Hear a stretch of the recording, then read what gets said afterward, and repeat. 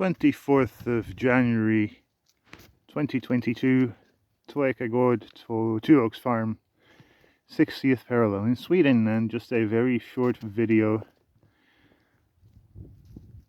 for one, to show that the sheep are still completely on grass, no hay fed to date whatsoever, but also to show what the situation is like weather and snow wise compared to what is, or maybe used to be, normal here. There's extremely little snow and temperatures have been extremely high. Hi there. That will complicate filming a little bit. Attention from the ram, potentially. Yeah. So what we have is very little snow, but through repeated partial freezing and then, or a partial thawing and then refreezing, several cycles of that, what little snow there is really quite hard. So it's way easier for the animals to dig through much thicker soft snow, which has not which has not had that partial thaw and refreeze all the time. Hello, mister. Yeah, you're a big boy, you're a big girl. I might have to skip the fence if he gets too interested. She is fine, he is another matter. But as long as I keep scratching under his chin, he's usually fine until he goes off to find food again. But this is a really tough situation compared to way colder temperatures and much thicker snow.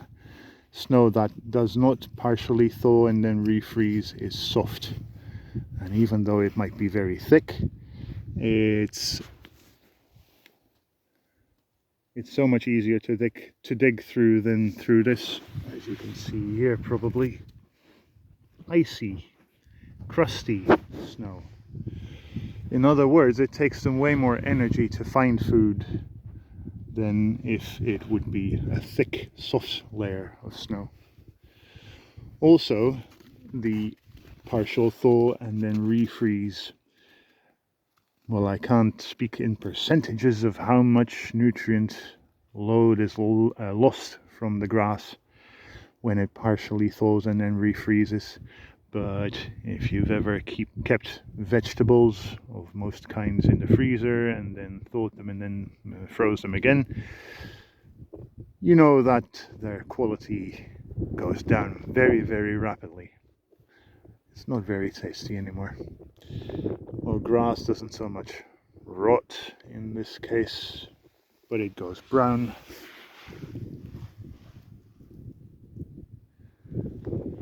And it just rapidly loses taste and nutrients.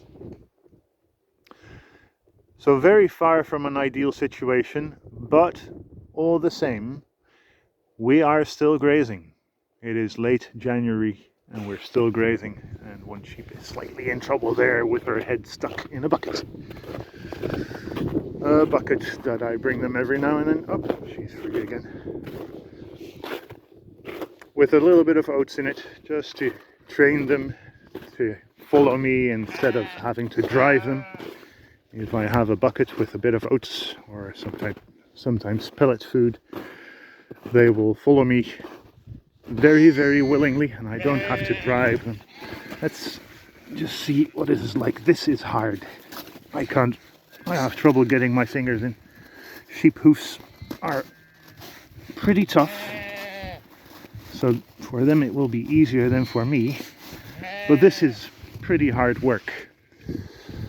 Also, on the parts where they haven't really dug yet, walking now is becoming a bit more tricky, because their weight will be supported a little bit by that crusty snow, but then when they put their full weight on a leg, then they go through that crust.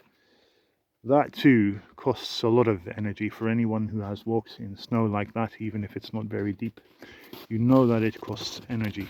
And energy is the thing that winter is all about, I suppose. If you have to graze, instead of just being able to take a big mouthful of hay all put in one place for you, it has to be worth the energy that you spend on eating. And the more energy you have to spend on your walks and on your digging, the less net energy you get from your eating. So again, really not ideal, but again, it is late January and we are still completely on grass, and there is enough left, which I give them bit by bit in the holistically planned grazing method. There is enough left until March, according to the current calculations. Of course, circumstances can change, but that is what the numbers say at this time. Soon, when it's time for the next move into the next paddock, which is over here, I will make a video talking about the differences in on-the-ground management between winter and the growing season. Those changes are significant. In many ways, they actually make things easier and less labor intensive than during the growing season, mainly because there is no risk of overgrazing.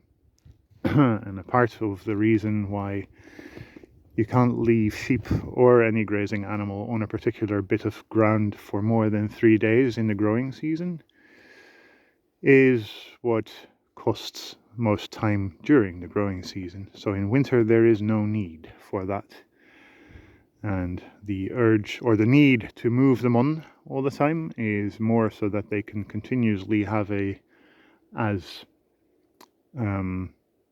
optimal a quality of food and enough of it easy to find all the time, then that you prevent overgrazing. But I'll make sense of that with the next video coming in a few days.